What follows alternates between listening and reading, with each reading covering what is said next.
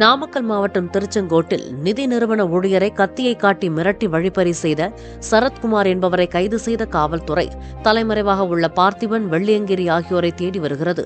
பணம் வசூலுக்காக சென்ற இடத்தில் காத்திருந்த ஊழியரை கத்தியை காட்டி மிரட்டி 24,000 ரூபாய் பணத்தை பறித்துச் சென்றதாக 3 மீதும் வழக்கு பதிவு செய்யப்பட்டுள்ளது.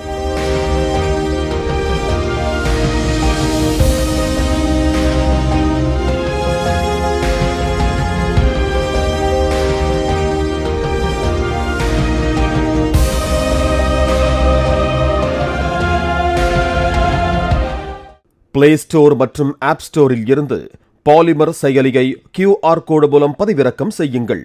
செய்திகளை உடனுக்குடன் பெறுங்கள்.